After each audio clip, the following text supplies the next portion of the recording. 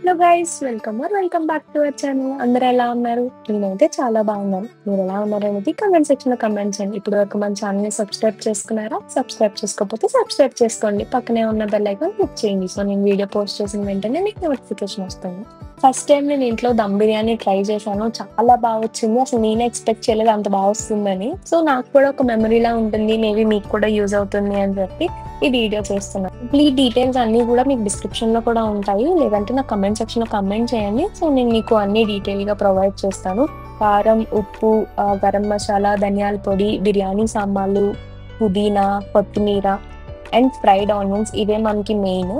ఇవన్నీ కలిపేసి మీరు బాగా మిక్స్ చేయాలి. ఎంత బాగా మిక్స్ చేస్తే మనకి టేస్ట్ అంత బాగుంటుంది. సో మేము 4 మెంబర్స్ కి చేస్తున్నాము. 2 ఫుల్ లెమన్స్ యూస్ చేయండి సరిపోతుంది.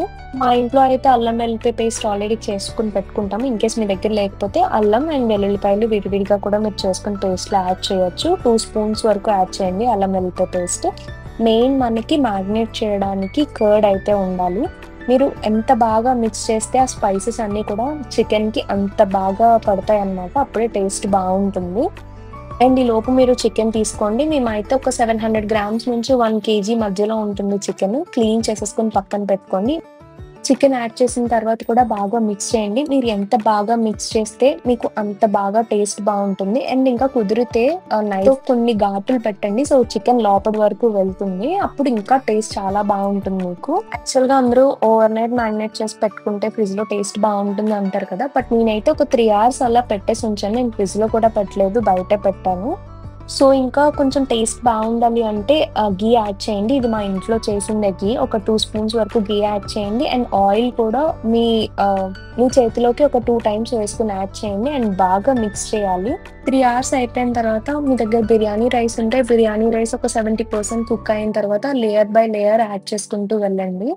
మెయిన్ మీరు ఇక్కడ గుర్తుపెట్టుకోవాల్సింది ఏంటంటే అడుగు మందంగా ఉన్న గిన్నె తీసుకోండి. మేము పెద్ద గిన్నె తీసుకున్నాము. ఫస్ట్ లేయర్ అంతా చికెన్ వేసేసి దానిపైన రైస్ లేయర్స్ కింద వేస్తూ వెళ్తారు.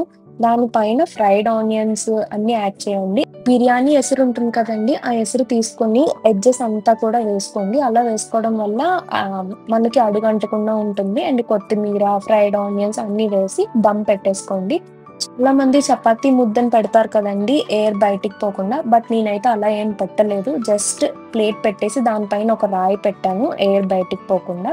బట్ బిర్యానీ అయితే చూడండి, అసలు నేను ఏ ఫుడ్ కలర్ కూడా యూజ్ చేయలేదు. బట్ టేస్ట్ అయితే చాలా బాగుంది. నేను మీకు ఇప్పుడు వీడియో చూస్తూనే నా నోరు ఊరిపోతుంది మళ్ళీ ఎప్పుడు చేస్తానా అని. చికెన్ కూడా చాలా బాగా కుక్ అయింది.